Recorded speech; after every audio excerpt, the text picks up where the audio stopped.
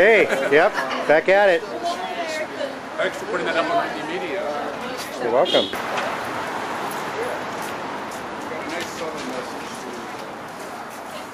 Oh, hello. Hey, it's me again. How you doing? Good, nice, like it.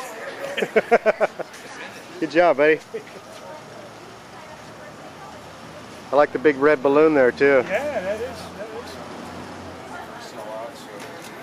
That's what you got. You got hardest job. Oh yeah.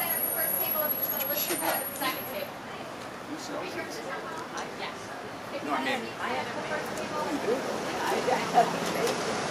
should go national.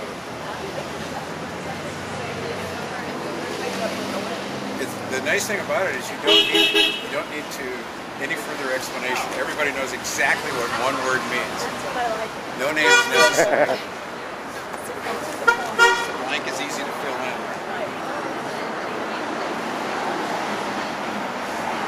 Everybody's got their uniforms on. Good job. Say it loud.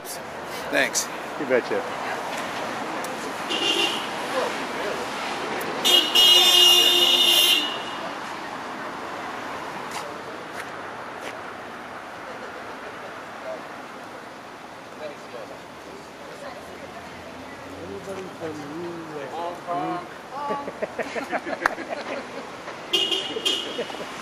Anybody from your group given any consideration of challenging Mr. Blumenauer for his seat? You know what? I wouldn't doubt it. We got an outspoken group. Well, that's what I'm yeah, just curious, I haven't. I'm thinking about doing the same thing with Wu. He's mine. And I personally, I think it's about time to get a bunch of us in Congress and get a, you know, at least one from each state or so, and step up with the guys that are doing their job. And together, we can definitely make the change. Definitely make the change there. Yeah, I think that's what it's going to take. Yeah. I mean, without going for years and years and years at this pace here. Right, at this pace, you know, exactly. We're going to do what this gentleman wants to do. It's going to take a lot more of us. Yeah. Say, hey, you know, if you're not going to do what we asked you to do, anybody can go in there and do the easy stuff. Sure. I heard he did a telephone interview thing here where people called in, and he even said, Blumenauer says, you're going to have to put pressure on these other Republicans and these other senators. That's how you make change. He's telling us to put pressure on Congress. So, I mean, that's kind of what we're doing right here, or by raising these questions, or I know it makes things... He's got a front row seat. How come he's not putting the pressure on him? That's...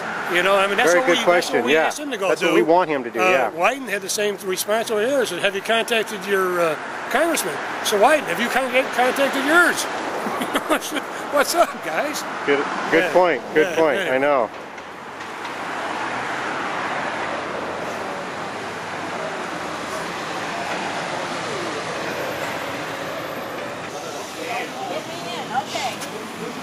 Both sides.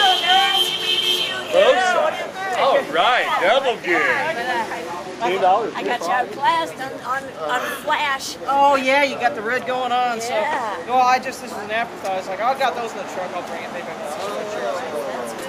Yeah. So they gotta get it. Yeah. Flash.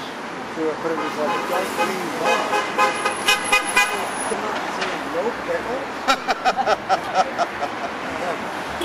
maybe I should make the pins on the bottom or bigger or something.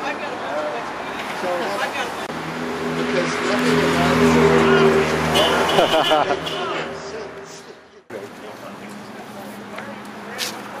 Big rally going on. Yep. Yeah.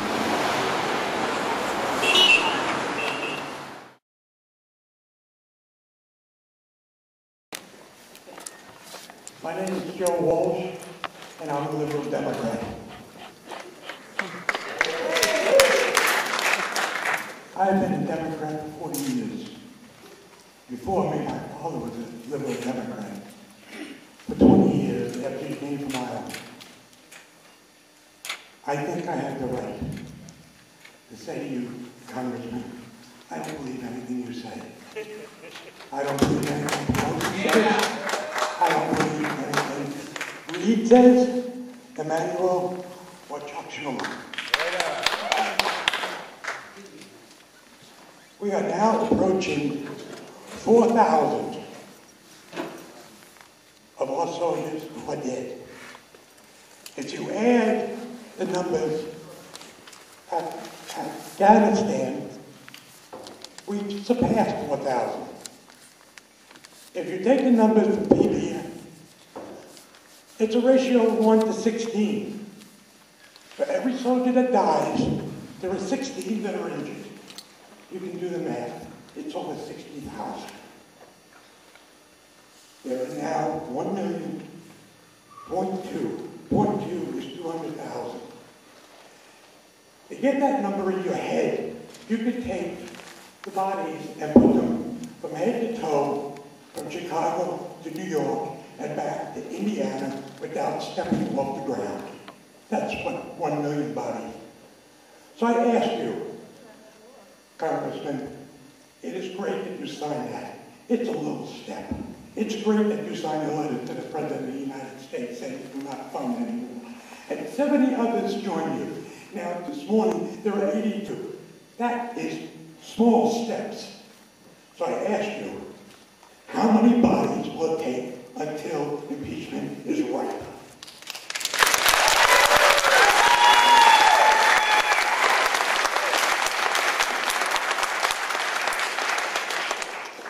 Mr. Blumenauer, my name is Jerry Schiffman. I live in Eastmoreland. I have a message for you to take back to Washington with you, and I'll state with some passion because I moved, and I want it to be impressed upon you and to the other people here. When George Bush became president, he took a solemn oath to preserve, protect, and defend the Constitution of the United States. He has not done that. He has repeatedly worked to undermine the Constitution and to take away the rights of the citizens that are guaranteed under that Constitution.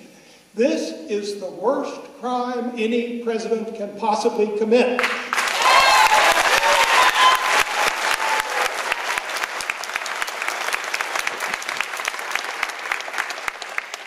It will take us decades to recover. We may never, as a nation, fully recover from the damage this man has done. Impeachment? Of course he should be impeached. It's obvious. But impeachment is not good enough for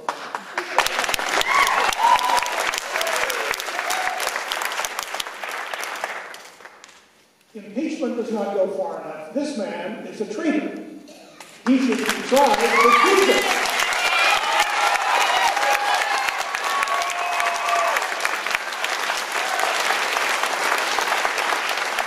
He should be tried for treason, and if convicted, he should be executed.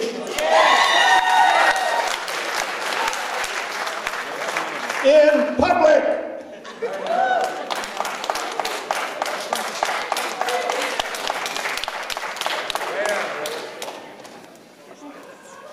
Congressman Blumenauer, my name is James Kahn. I also live in Eastmoreland. First of all, I want to thank you for your position, so I'm going to try and push you to take it a little bit further. Because these are the times that try our souls. We're losing the war on terror, or more appropriately, we're caught in the crossfire of a battle between two terrorists. Terrorism is imposing one's position on others by employing the blackmail of fear. And by this definition, the Bush administration is a terrorist organization. Yeah.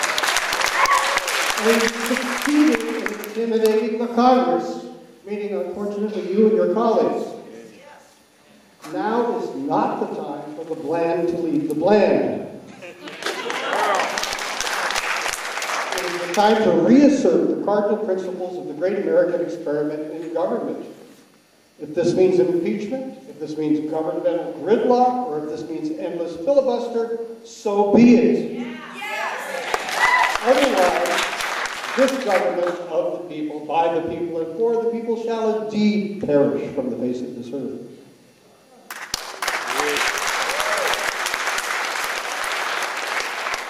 Congressman, my name is Hans Michael. More than a supporter, I've been a fan of yours. But here's something you said recently on the radio. One of the things that concerned me was the notion that impeachment was, quote, not on the table at this moment. Somebody at some point said the phrase, quote, off the table. it's statements like this that give me the impression that you're not completely leveling with us, as if you didn't know how this rumor that impeachment got taken off the table got started. Quote from the paper a year and a half ago, Minority Leader Nancy Pelosi told her caucus members during their weekly closed meeting Wednesday that impeachment is off the table. She is not interested in pursuing it. So now you know how the rumor got started. Congressman, now is the time for impeachment. No office with a view, no committee chairmanship is worth shirking your duty. The time is now.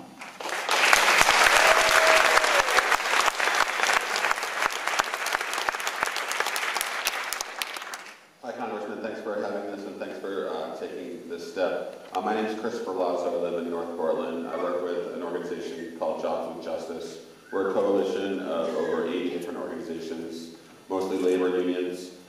While I think working to cut off funding for the wars is a good step, I think it's also important to address some of the root causes. One of the causes, I believe, of war and instability is economic injustice. And I believe George Bush's free trade agenda continues to promote that. You have opposed Bush's agenda at some points and supported it at others. You mentioned some stuff coming up this week. I believe that the Peru Free Trade Agreement is coming up for a vote in your Ways and Means Committee this week, and I'm wondering if you will be supporting or opposing that. I would encourage you, of course, to hold, you're talking about peace and accountability. I would like to see some accountability, a voice representing the population of Portland, which has time and time again stood up and said no to the right-wing free trade agenda that you have time supported. So I hope in your comments at the end that you will tell us that you will be opposing the Peru Free Trade Agreement and the rest of George Bush's trade agenda. Thanks.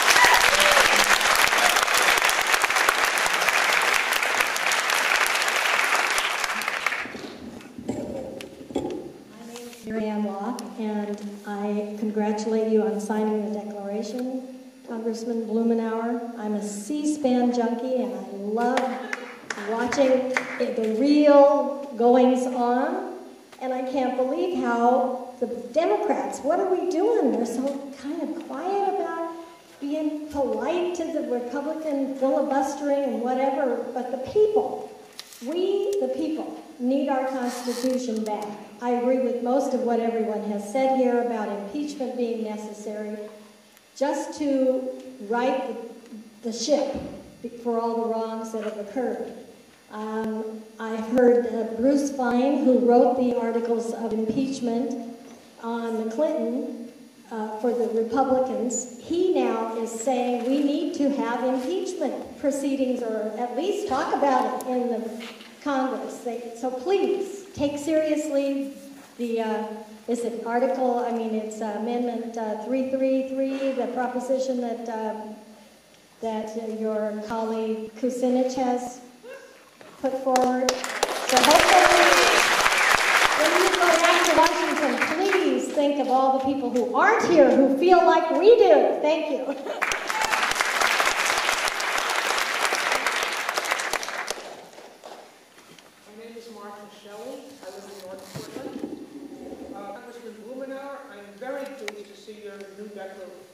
Direction bill, and also your signature on the Declaration of Peace.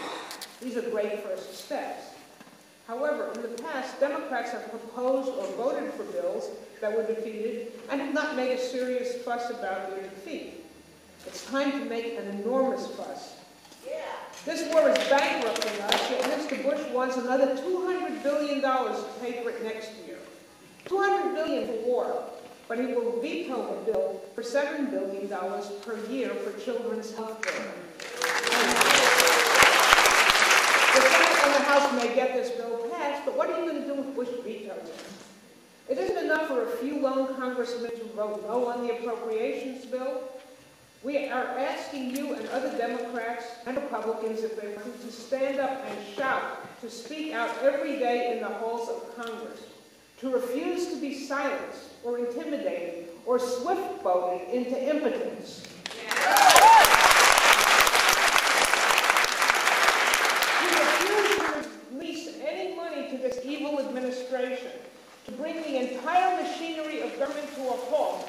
until this war is ended and the Constitution is restored.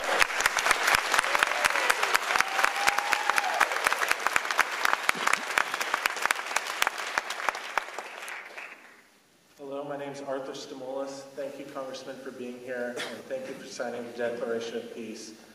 I believe the President's military policies have greatly increased animosity towards the United States. We also believe that his economic policies are increasing animosity around the world. This summer, 4 million peasant farmers in Peru went on strike to protest the U.S.-Peru Free Trade Agreement. And the reason they did that is because it's going to lead to massive agricultural dumping. It's going to devastate most farming communities in that country. I know that you are a strong advocate of farm bill reform, and I know that 2 years ago when you voted against the President's free trade agreement with Central America, you said that its agricultural provisions were unfathomable, and that you urged your colleagues to look at the impact that NAFTA had on poor farmers in Mexico.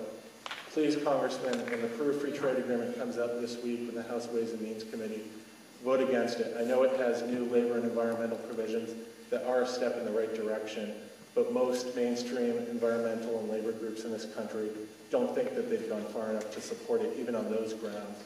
The agricultural grounds is going to be devastating for our brothers and sisters in the South.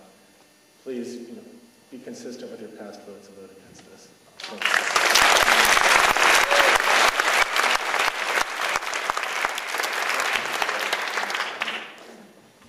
My name is Lenore Norgard. I live in Irvington, and I am a member of the Northeast Portland Interfaith Peace Group, as well as the Network of Spiritual Progressives. I'm not representing of those groups in my comments, but probably a lot of people will agree with what I had to say. First, I want to thank you for the town meeting and for the steps you are taking, and I also want to thank everybody for your wonderful testimony. I think it's fabulous.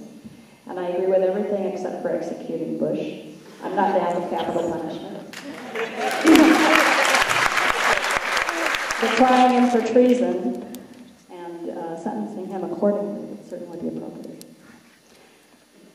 I want to talk about impeachment. The reason I came today is because I'm on your email list, and I read your emails, and I respond to a lot of them, but this is the first time I've come to a town hall. And that's because you brought up the question of impeachment, which I've been promoting for years as an individual. People spilled blood to create this country and to get this Constitution. People have given their lives over many different situations to defend it. And for it to be a question of political expediency, not to defend it, which absolutely requires impeachment, I think is just morally bankrupt.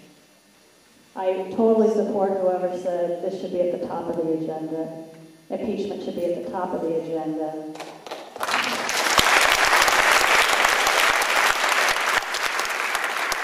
Impeachment is the only way that's possible for us to restore our honor in the international community. It's the only way that we can look at any kind of self-respect in the eyes of anybody from any other country, that we mean anything at all about what we've ever said this country's about. So I also urge you to put impeachment at the top of the agenda, and I also want to say not doing so does ring the death knell for this country and its ideals that have to win.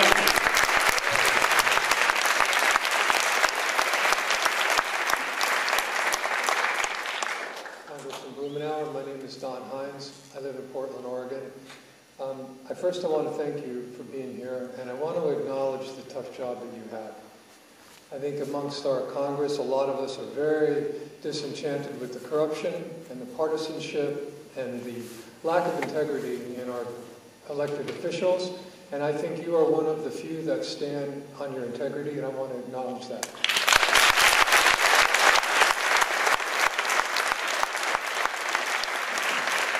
I really appreciate your new direction for Iraq Act, and I wanted to add 2 comments if I could. I would suggest that you move the item that's noted as refugees up to at least number 3. In other words, many of us didn't support the invasion or the occupation of Iraq, probably none of us, but very few of us in this room.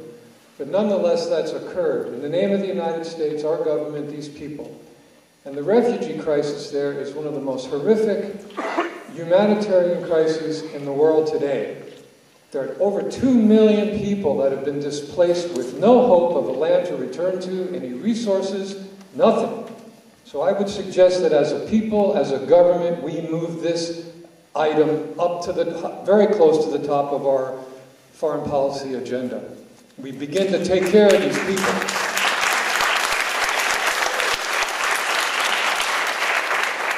This, of course, goes along with the redeployment and stopping of the escalation, but it's important that we acknowledge the results of what we've done. These are our fellow human beings.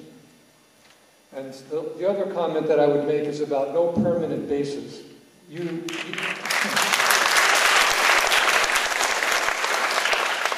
I think you wisely address this problem in Iraq, the major military bases there, which are intended to be permanent. Let's make no mistake about it.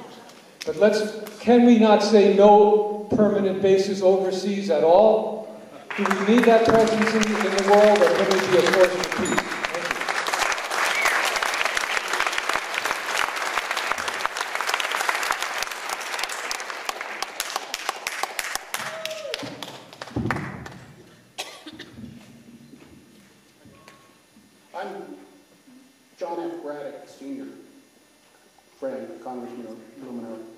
I live near here, in northeast Portland, near the location of this Hollywood Theater, up on 45th and Alameda.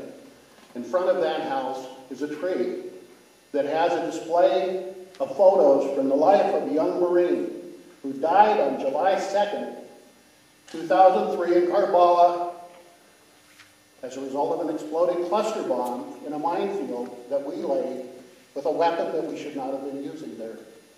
That afternoon, when I returned home to change my clothes, having learned of that event, I saw the President of the United States on television saying, "Bring them on." This neighborhood is where he played. He went to Grant High School. The cortege left Zeller Funeral Home. The funeral was at All Saints.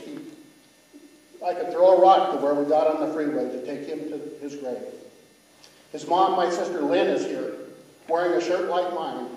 His Uncle James, loved him like a son, is here.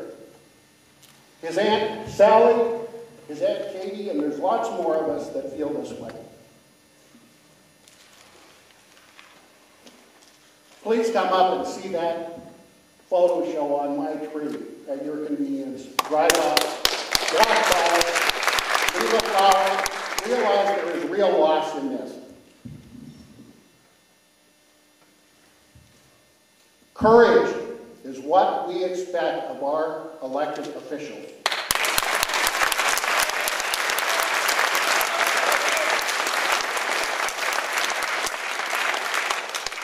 We do not appreciate that Representative Nancy Pelosi preempted our election victory of November 2006.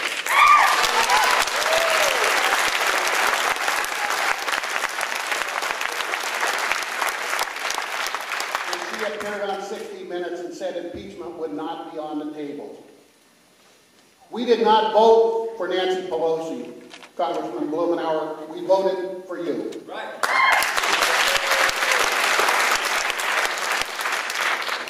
It is now clear that the Democrats in Congress collectively do not have the courage to face off the support the troops argument which arises on each vote to cut off funds. I understand that you signed this declaration. I appreciate that. I understand that among the Democrats, there is not the courage to cut off the funds. That's why we have the Constitution. There are lines beyond which they may not go, and they have gone. From the start, nearly everyone concedes that they sent us to war on a fraud. Let us stand there. Impeach Bush and Cheney for that, please.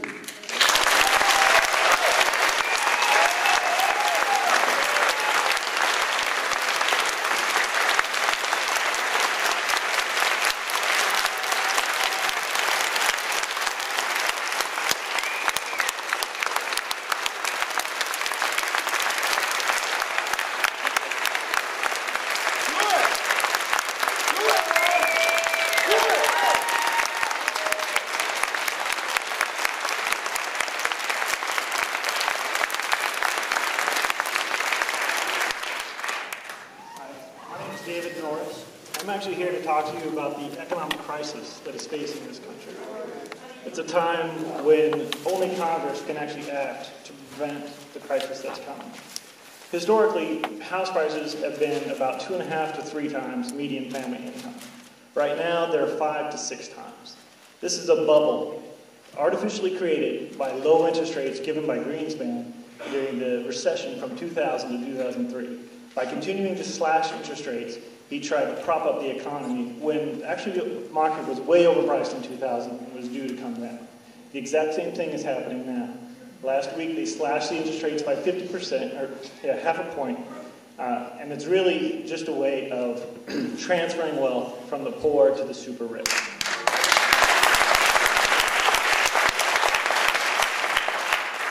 It is time for the housing crisis to come back down. A lot of people will probably lose their houses no matter what happens. But by slashing the interest rates, the dollar gets devalued. 18 months ago, the dollar was worth 90 cents compared to foreign currencies. Now, that wouldn't be a problem if we were a major exporter, but we import just about everything we buy. And the prices we pay for those things are based on our currency versus other currencies. Over the last 18 months, our dollar has slid from 90 cents to 76 cents. On the day the Fed slashed the rates, it went down an entire penny just on that day alone. The more our dollar devalues, the more we pay for everything that we buy, from gas to food and everything else. The people responsible are Moody's for rating CDOs and other things with subprime junk in them as AAA, and the Fed, since it's clearly this quasi-private organization whose only interest is to make sure that to bail out the speculators on Wall Street and to punish savers and anyone who pays for things with actual cash.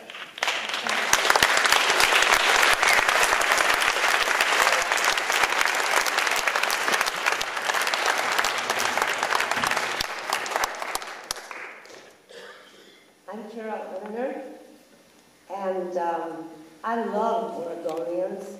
I've loved you since I first came here back in the 50s, and I'm so glad that this is my state. And we've had such great people from here. Senator Morse, Senator Hatfield, Representative Green, Representative First. And we haven't brought in the military and the big corporations and the military bases that other states have. And I admire you, Representative Blumenauer, and I'm one of your supporters. And I think this call for impeachment is passionate and great. And see, I have the shirt on too. But I do want to speak very specifically about another issue. Those of you who listened to the neocons or read the American Century Report know that the Iraq War is, for these people, only one step in a process in the American century, and that the nuclear weapons are at the center of our rebuilding of our American defenses, and people like Cheney are quite anxious to use them. And that we have these plans, our corporate leaders are talking about the biggest industrial project the world has ever known, trillions of dollars to dominate space, the whole solar system, and Earth below. So nobody can do what we don't want them to do. Sounds kind of totalitarian to me.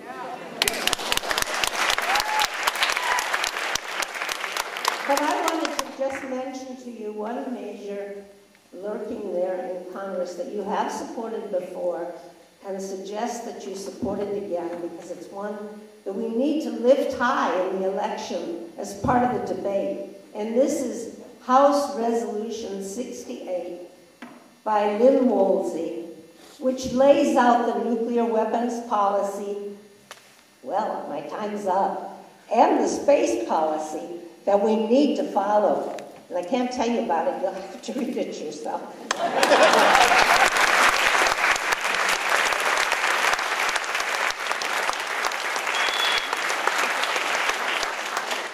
My name is Mark Weinsoff, and I'm a citizen of the United States.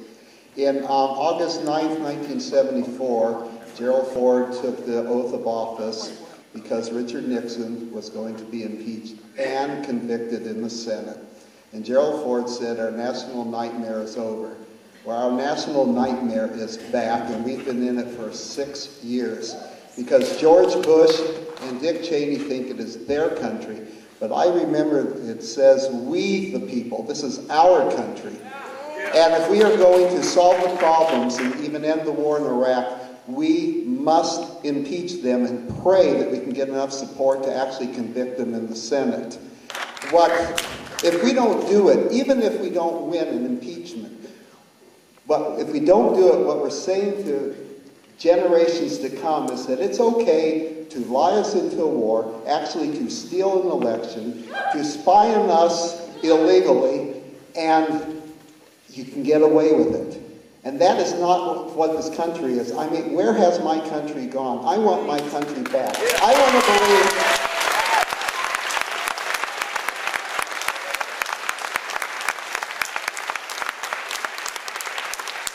want to believe that this truly is the greatest nation on earth, and that when I sing the Star-Spangled Banner that I can get tears in my eyes, but I don't anymore because I feel ashamed of what's happened.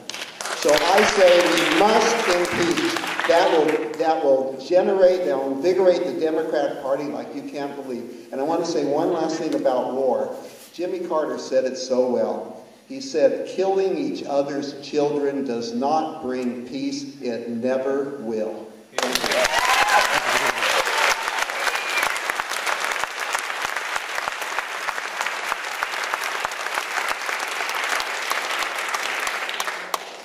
Mr. Congressman, my name is Shanjian Li. I'm a resident of Lake Oswego.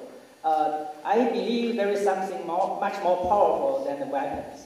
That is the truth and our rock-solid attitude toward the principle of freedom, the principle of freedom of speech, freedom of religion. Today I want to bring the issue about Falun Gong issues. You know, just a couple of days ago, the renowned Chinese attorney Gao, he write an open letter addressed to the U.S. Congress. He bring again the brutality about these 8 years of persecution against Falun Gong. Also, you know, things exposed last year, the organ harvesting, I think it's just beyond any human imagination about this evilness of the Chinese regime, this Chinese Communist Party. Also, he raised 3 very sharp questions. I think this sharp question is not just for congressmen, but also for everybody on this planet. I want to read it here. Are the 8 years long persecution of Falun Gong and the crime against humanity committed by the Chinese Communist Party only the problem of the victim, or are the problem of mankind? Are the Chinese Communist Party's genocide and the crime against humanity a threat only to the victims or to the moral value of the entire human society? Third, is the mankind capable of dealing with such state-run crime against humanity? Thank you.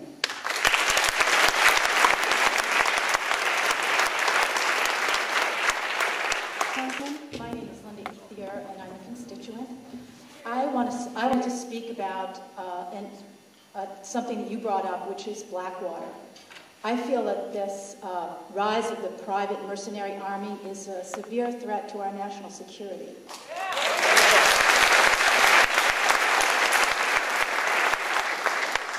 So I'm personally calling upon you to introduce legislation that would prohibit the use of American tax dollars to go to any private security firms.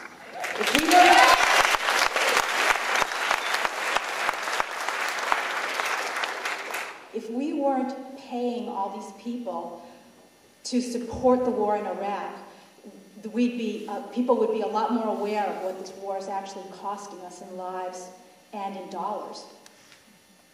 And I also think about adding amendments to every appropriations bill that comes up that has anything to do with foreign policy.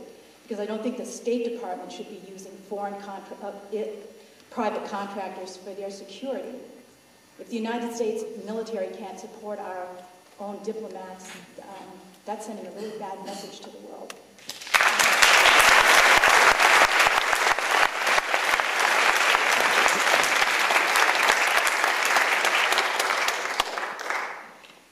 Thank you for having this, Congressman Blumenauer. I'm address the issues of human rights in China. I want to tie in China with the Iraq War. A couple of years ago, somebody pointed out to me that the amount of investment in the war in Iraq by the United States is pretty much tracking the same $400 billion that the Chinese sources are investing in our treasury. And I didn't check all that data, but it makes sense. It's true. The war in Iraq is being run on borrowed money from foreign sources. Since it's roughly tracking Chinese dollars, where do they get all those dollars from? Major trade with the United States. And that trade, I found in the last 8 to 10 years, is really helping to keep going forward in the future a very strongly fascist government and political system in China. And yeah, that's right. The next point is that it seems to me over the last 8 to 10 years also that the United States is following in China's footsteps. It seems like a lot of their fascist policies are rubbing off, like electronic surveillance of the internet, people's credit card purchases. And I've heard just a couple days ago that there's going to be a federal ID coming up, a card that everybody's supposed to carry. They're going to be checking for it next year. These kind of tendencies really scare me as a U.S. citizen. There's a couple of things you can do to help send a strong message that we don't want business as usual. We don't want to continue on with this economic addiction between China, this mutual symbiosis between China and the United States, which enables us to commit these atrocities around the world like Iraq. You can help by co-sponsoring bill number, I think it's resolution 610 by Rohrbach. That's one thing I hope that you can sign on to. And also the Human Rights Torch Relay, which is going on around the world. It started in Athens, Greece about a month ago. Thank you very much.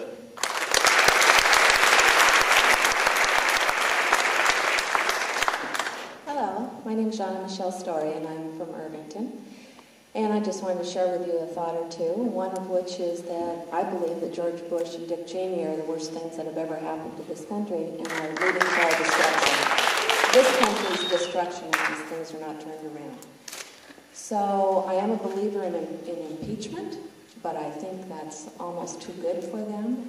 I agree with this gentleman who believes that they should be convicted of high crimes and treason.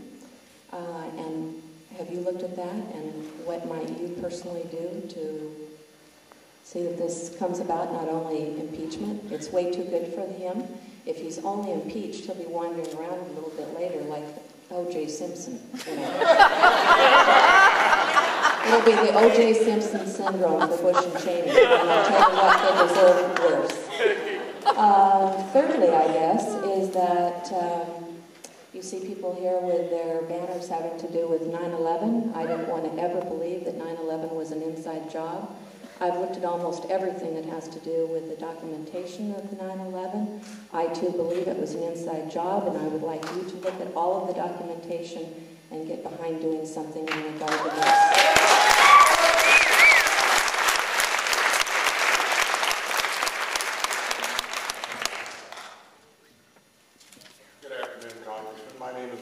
I live out in North Portland. I've been a Democrat since 1960, so I'm under no illusions that I belong to an organized political party. But what I would like to see is I would like to see the Democratic leadership in Congress. And I have nothing personal to you, but I would certainly like to see the leadership in Congress grow a spine. Yeah!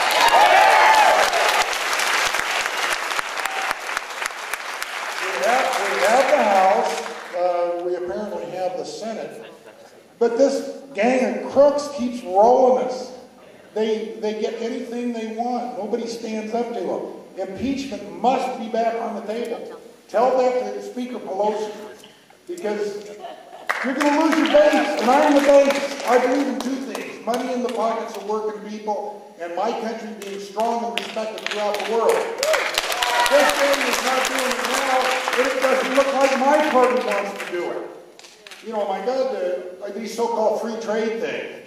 Why don't you insist that our collaborators, our partners, Why don't they have to raise their labor and environmental standards like they agreed to do? I asked Congresswoman Haley that. She said, well, that's up to the other country.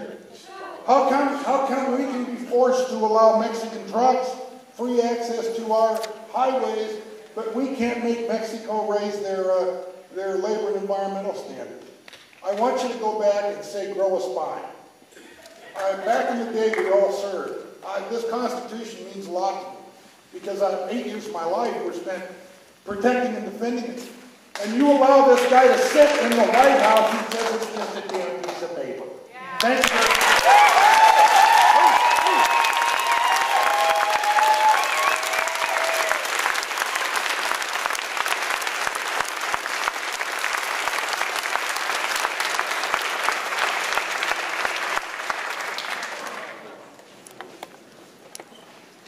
Hi, Congressman Earl. How's it going? What you see here is passion. And by the time I get done with my little 2 bits here, there's this one thing I'd like for you to do, and that is answer us at the end of the discussion about the one item of impeachment. I want to encourage you, I want to challenge you to work towards what we all are here for.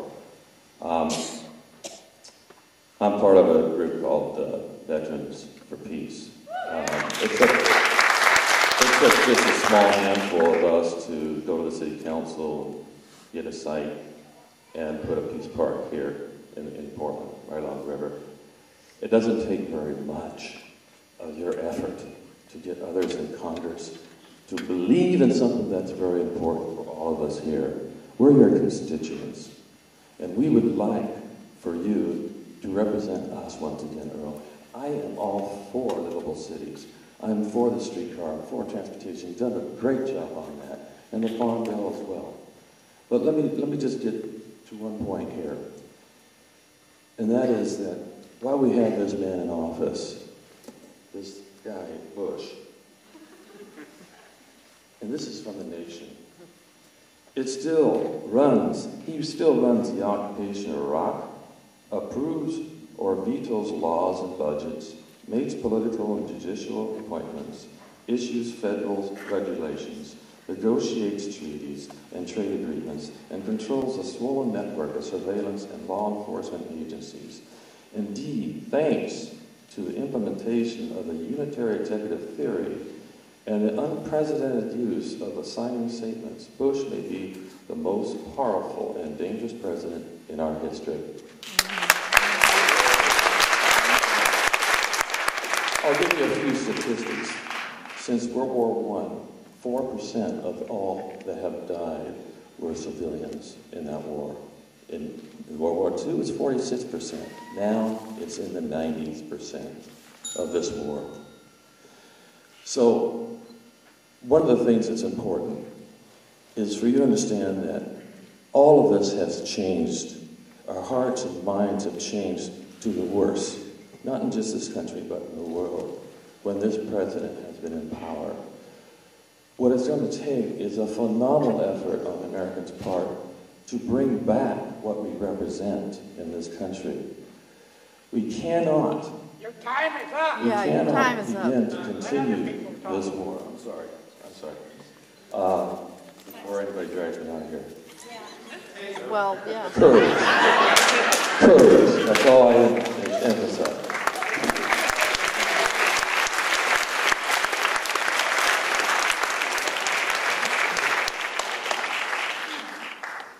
Good afternoon. Thank you, Congressman.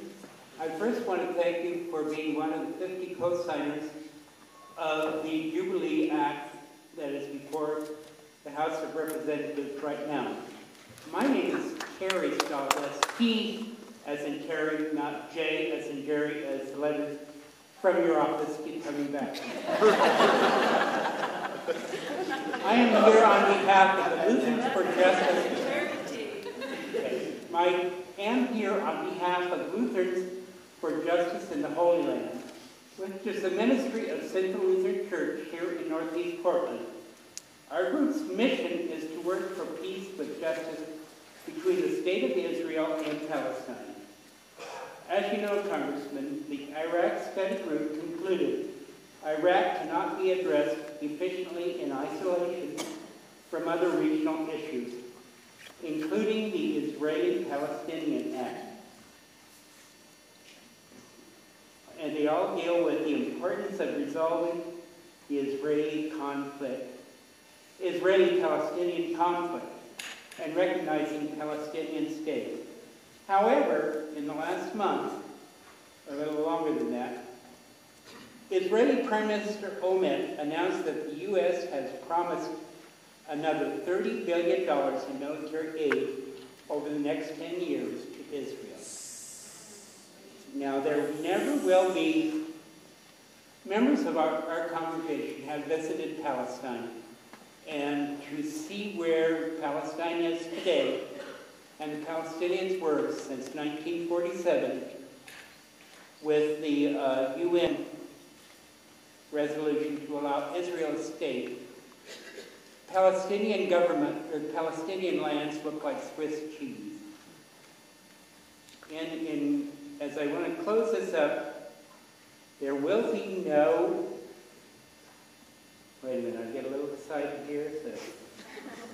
There will be no peace in the Middle East until there is a resolution between the Israeli-Palestinian conflict.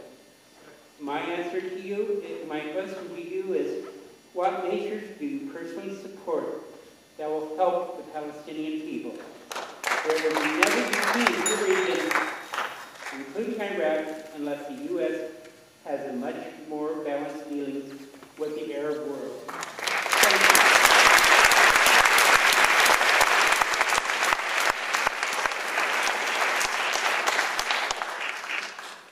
Good afternoon. I'm Churchill Souls. I'm with a group that meets every Friday down at Pioneer Square, kind of protesting the occupations of Afghanistan, Iraq, and Palestine. And earlier I got a letter from you,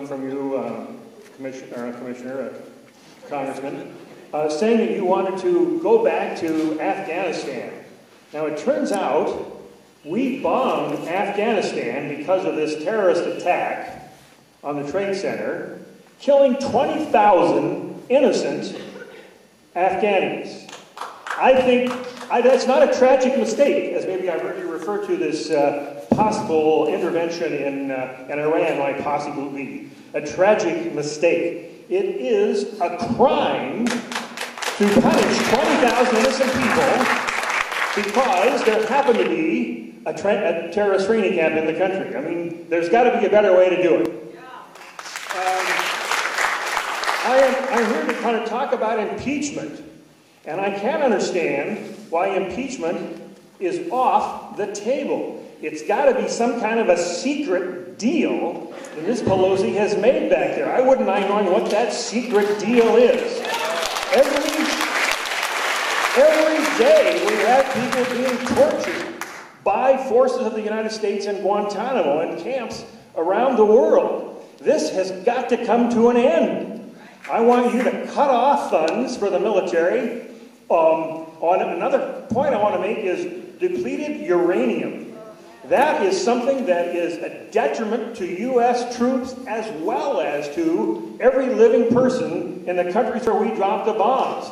Strangle the military until we eliminate those weapons. And you could go back and hold Clinton responsible for using U-238 as well. I want you to cut off military funding, get out of the war, and finance full medical coverage in this country. We deserve it.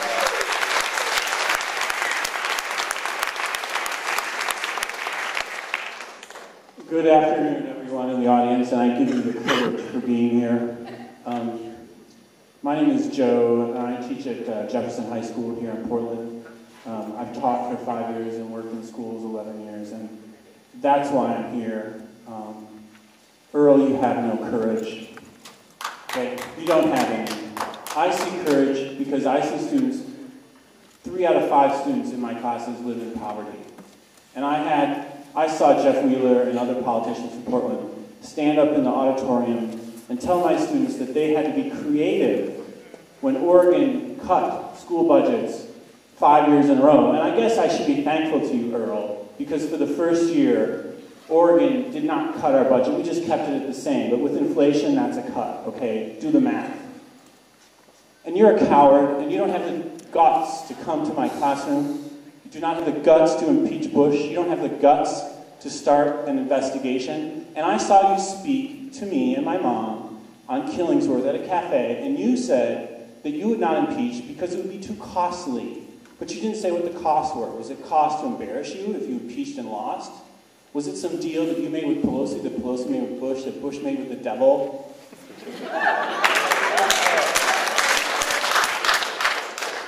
You're a coward, and your staff are cowards. They will not let me meet with you. I come to your office, I fax your office, I call your office. Senator Smith let me come to his office. You did not. You're rude, you're impolite, and this little poster here that you have is a coward. If your daughter was getting raped and I saw it, should I just say quietly no? No, you would want me to take action. You should be taking action, not just quietly saying no. You're a fucking coward!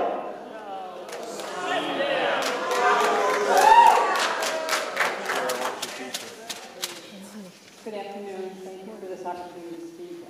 My name is Representative. I'm the Director of Report and Wild, formerly ONRC, and we've worked for over 32 years to protect our wildlands, water, and wildlife that so define our beautiful state. I want to thank you for your efforts to fight the war in Iraq, and I want to thank you for your efforts to fight Bush and Cheney's war on the environment. Their efforts to destroy our air, land, and water have been phenomenal.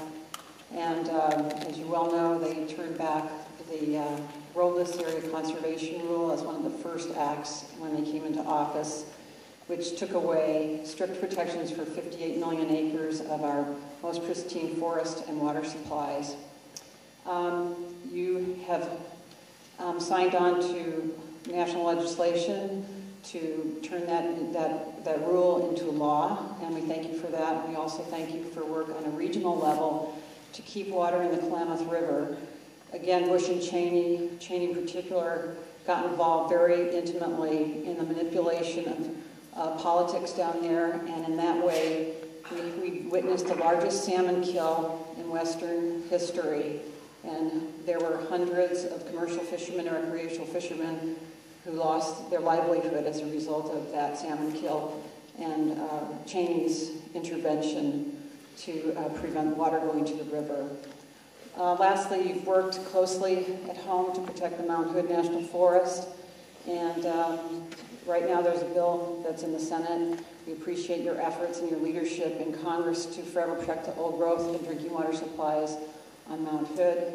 Additionally, the Bush administration has set in motion efforts to increase old growth logging throughout Oregon by 700%, and we look forward to working with you to protect our Oregon heritage in the future. Thank you.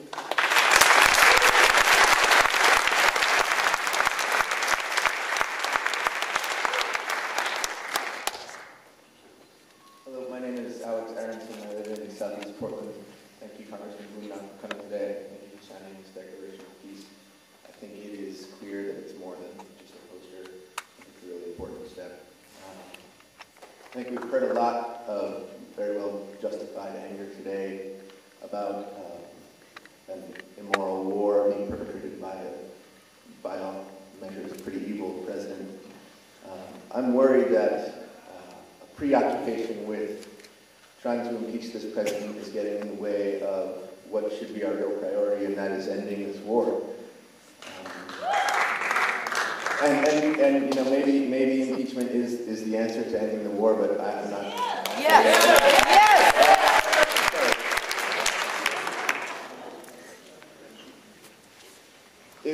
If impeachment is off the table, and you know, we have to understand that you're operating within the confines of a political system, and that you alone cannot change that system. What should we as Oregonians be doing, what can we be doing to send a message to Washington, to send a message to the country that we do not support this war and that we want it to end.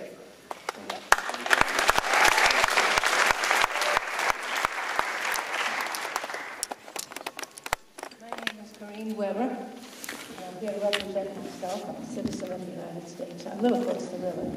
So much to talk about impeachment. First of all, I'd like to say that I appreciate your efforts. I admire your efforts. Along with that, our own oath of office. And in addition to that, the Constitution also calls for every member of the Senate and every member of the House of Representatives to also take an oath of office to support the Constitution and protect us from foreign domestic, etc. And therefore, you cannot stand by and do nothing. And you're obligated to stand and fight and to restore our Constitution. That's your job. And I say with great reluctance and great sadness when I see all of you members of Congress and the Senate saying it, you know, it will distract us to go through the impeachment process, etc., etc. I with great sadness and reluctance, because I admire so many of you over the years. I must say that if you do not take action, then you are complicit. You are complicit.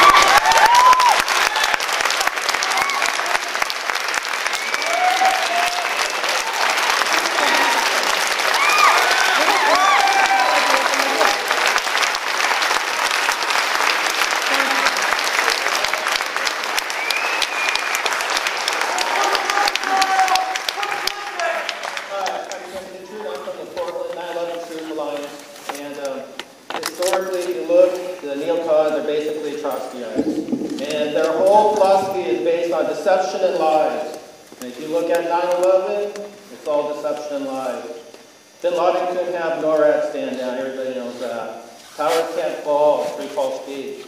So I hope you would investigate that. I don't want another investigation because the Warren Commission was an investigation. We all know that's a scam. Everybody's investigated. Everybody knows. Most people, many people know it's a lie. I just want him tried for treason for 9/11.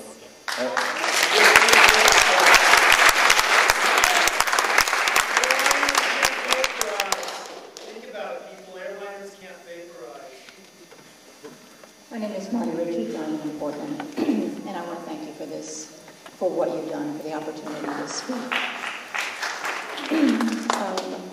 I think that so many of us in 2006 thought that there were two messages that the Democratic elections, Democratic victories sent to the country, which is what we want is restoring the rule of law, restoring the Constitution, and getting us out of Iraq. And I think so many of us sit back and many of us who write for representatives, who are active, it's hard for us to understand it's hard for me to understand the votes that have happened in the last few weeks. It seemed like we're hopelessly mired in Iraq.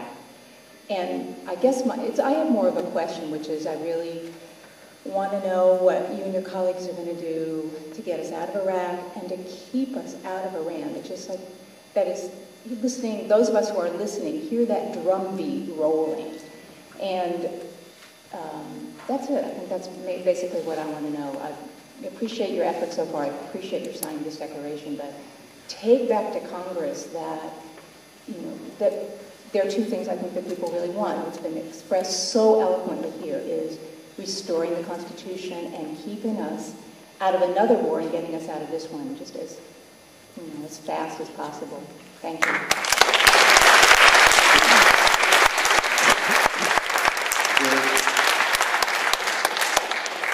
Good afternoon. My name is Daniel Denver. I live in North Portland in the Kenton neighborhood. My comment is about accountability. 2 months ago, as an earlier commenter mentioned, 4 million Peruvian farmers went on strike against the pending U.S.-Peru Free Trade Agreement. That agreement will be voted on in the House Ways and Means Committee this Tuesday. Earl has signaled that he is going to vote for the U.S.-Peru Free Trade Agreement. I've done a lot of work with working people and campesinos in Latin America, and this is going to be a disaster for them. They've written, the main labor federation in Peru has written a letter to Congress asking them to oppose this deal. I'm not sure if Earl's read that letter. In Portland, it's had a horrible effect here. Just recently, over 900 workers at Freightliner lost their jobs because of free trade agreements like NAFTA. And so here's the accountability part. I say that if Earl votes yes on this agreement, then we need to hold him accountable. We need to find a candidate who will run against Earl, who represents real progressive values. We deserve a Kucinich, we deserve a Woolsey, we deserve a Barbara Lee in Portland. If Earl votes yes on the FTA, it's not good enough for us. Thanks very much.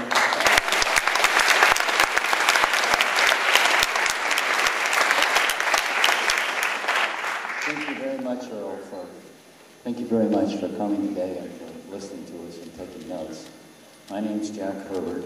I'm an employee of DQ, and I represent on the Oregon ASME Executive Committee all the local unions, all our local unions that have headquarters in Congressional District 3, in our district.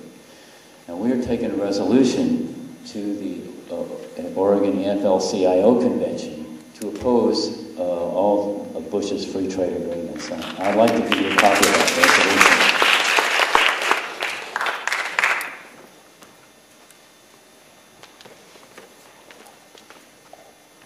As the head of our political action committee said, you know, it really doesn't matter what you write into those so much as who's enforcing them, those agreements. And, you know, I mean, you can write all the environmental and labor protections you want, but you know Bush isn't going to enforce them. I mean, he's already told, I forget which one was it? Anyhow, yeah, it was Jordan. He told them that he would not enforce human rights, some protections that they had there, and those people are there not being protected. The other thing is that our American laws are subject to being overthrown by foreign tribunals. Those foreign tribunals don't represent us. They're not elected by anybody. And the International Labor Organization agreements have in there that I forget what it's called. That they will apply the terms of the generalities, the general principles, which are subject to interpretation however anybody wants to interpret them, rather than the specific rules and the specific international law that deals with labor protections. The resolution has a whole bunch of information in it. Thank you very much.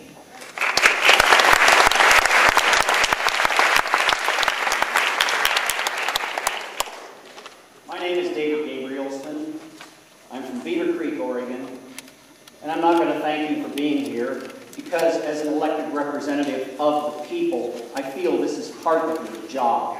I'm very sad that this room is not overflowing with people, and it should be.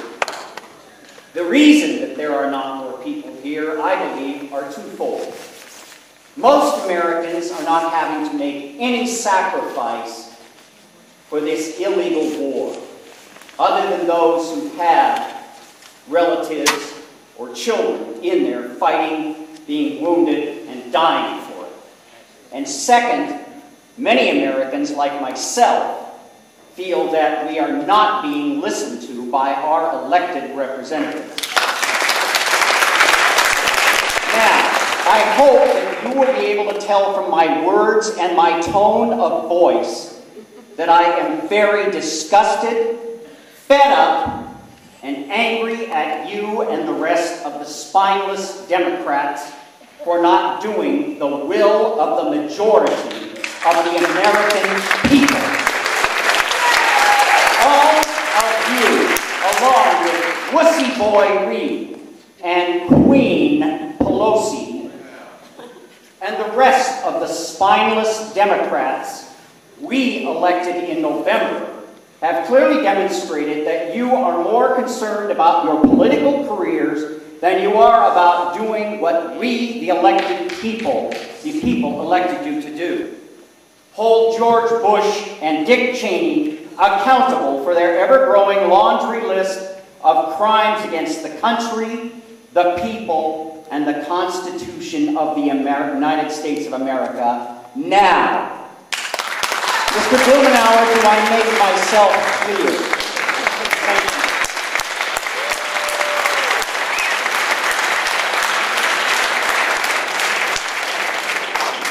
Good afternoon, Congressman. I'm Darrell Desper. I've been a member of your 3rd Congressional District for decades, probably.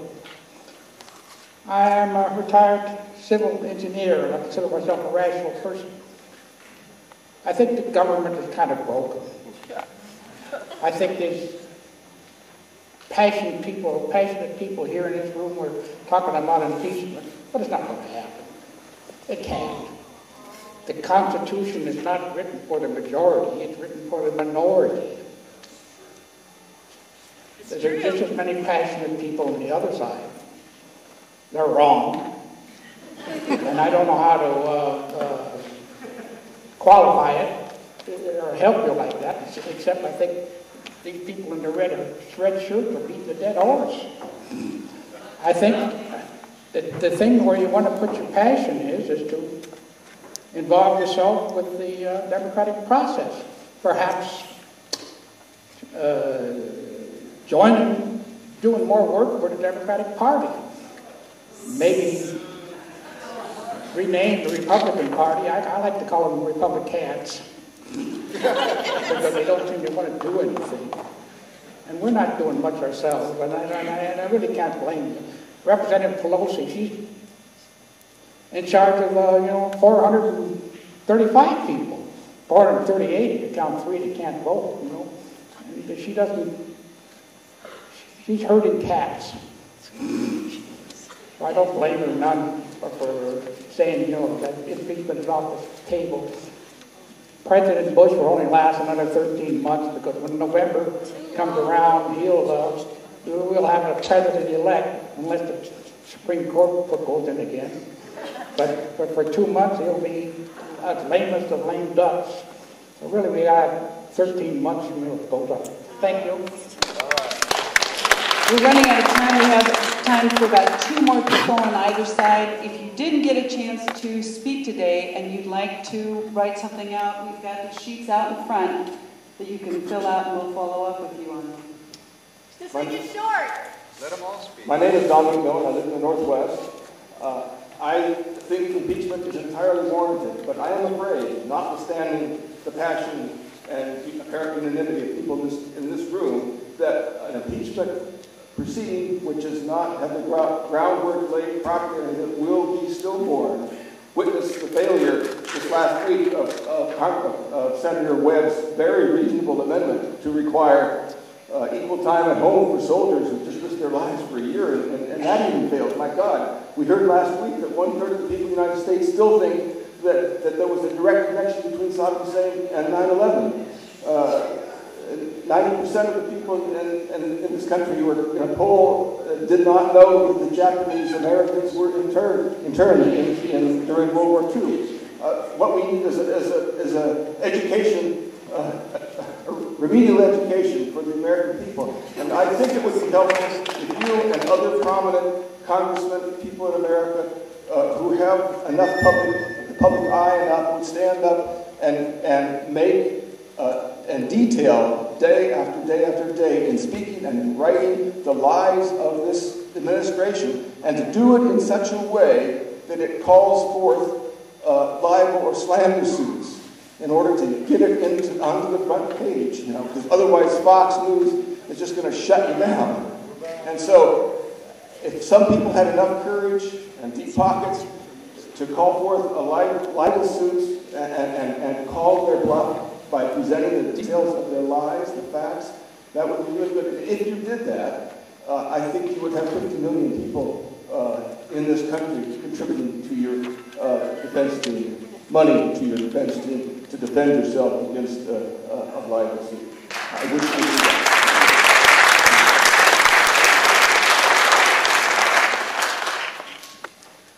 Thank you for being here. I do agree it's part of your job, and I also appreciate that you do that job, that I don't think is an easy one.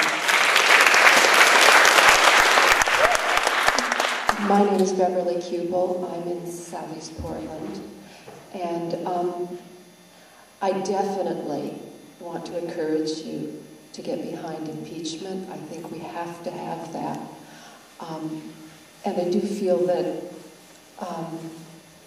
Nancy Pelosi has got to put it back on the table. My fear is that she just doesn't want to be president, and part of being Speaker of the House, that's in her job description. You know? When we're in a constitutional crisis, we need the remedy. The remedy is impeachment. The other thing that I'm really concerned about, I want us out of Iraq, not now, but several years ago. And I did feel as though when we worked so hard in November, that was going to happen really fast. It seems as though nothing gets to the president. He doesn't understand that we want out now. And it's my understanding that the Constitution says the House of Representatives has the power of the purse. And so what I'd like to know is why the Ways and Means Committee, or whatever committee writes bills to finance things, why they don't just not give him any more money.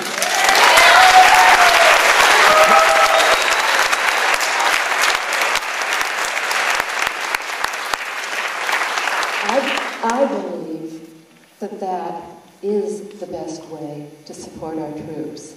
Bring them home. There's enough money in the pipeline now to bring them home. Any more money goes out there, I think they will use it to start a war with Iran. I want every single troop home as fast as possible. Thank you.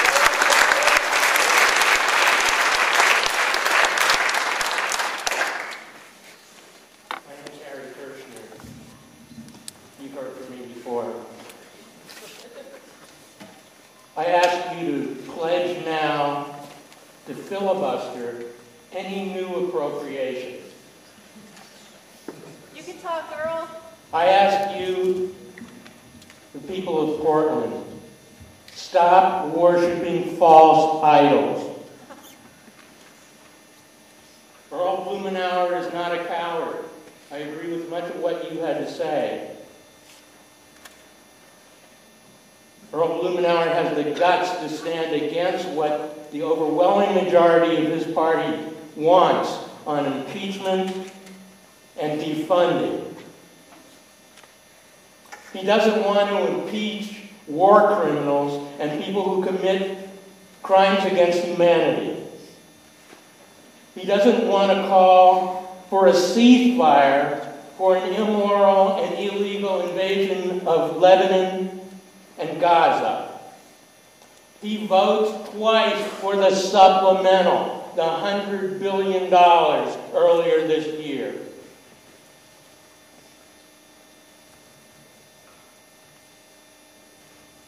Do you worship that? Do you worship any of that? Stop.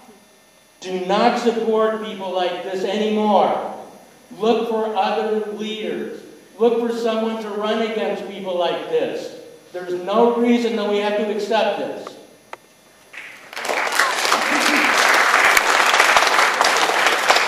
Hello, I'm Bonnie Tinker, as you probably know. I'm also a reporter for the Portland Alliance. I was denied entrance to your press conference a week or so ago, partly because I have been outside your office protesting, and that's the reason that was given to me, because I've been calling on you to support impeachment. I believe that you think that impeachment is just, that it is warranted. What you told me at the City Club Friday is that you don't believe it is possible and that you don't believe the time is right. I'm here to say the time for justice is always now. I'd like to ask all of the people with red shirts to please stand up. Stand up so Earl can see you. And if you're holding one, stand up. Now, if you believe that impeachment is just and should happen now, please join us in standing. Oh. And the shirt for you too. This shirt is ready for you, and you are ready to stand for justice now. My last name is Tinker. You probably remember the story of Tinkerbell, who died, and Peter Pan said, "Clap if you believe in fairies." I want to ask all of you standing to clap if you believe impeachment is just and possible.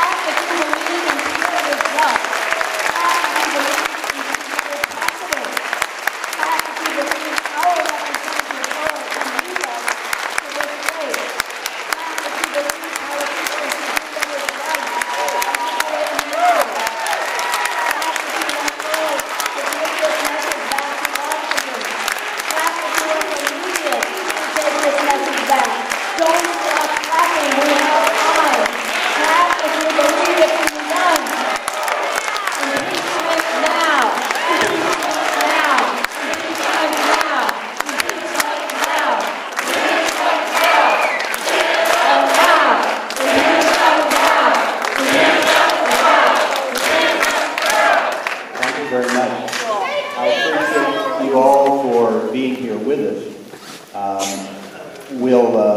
The reference that was made earlier this evening, this afternoon rather, about the economic meltdown, the housing and whatnot, this will be an area that we will be spending some time, those of you who are concerned about that, we will be spending some time on that this fall because that is another sort of tidal wave that's going to be hitting our community very soon. I appreciate the focus, the determination, the passion, and the courtesy that was shown, because I know that there are lots of people for whom it was difficult to constrain what you were saying in 2 minutes. I appreciate the courtesy that was shown to others to allow them to express their views, and I appreciate the courtesy you spent to share your views with me. We will be, I'm going to spend some time chewing on what you had to say. As I mentioned, we'll be putting out something later this week. I'll put it probably in the form of a blog after I've had a chance to put it in writing so it's easier for people to sort of zero in on and make it less susceptible for misinterpretation. 2 items that were referenced here are going to be, I think, the focus of some activity this next week. One being the control of these private contractors. I think you're going to be able to see some legislation, hopefully out on the table as a result of the movement.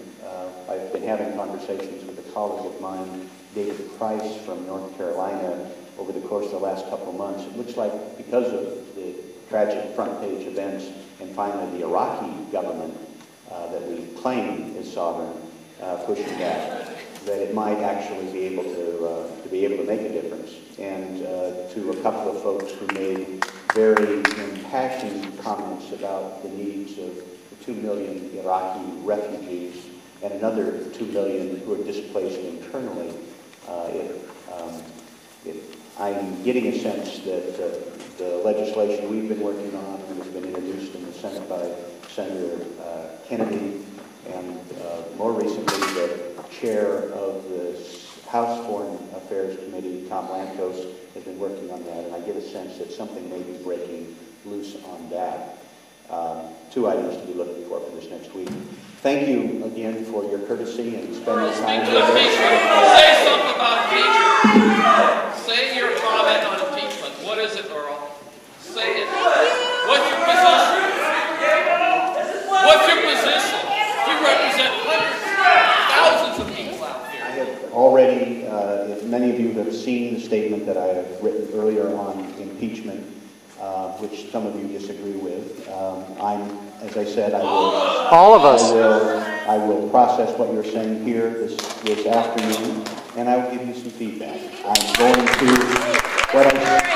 going to a memorial service now. I appreciate very much for being here this afternoon.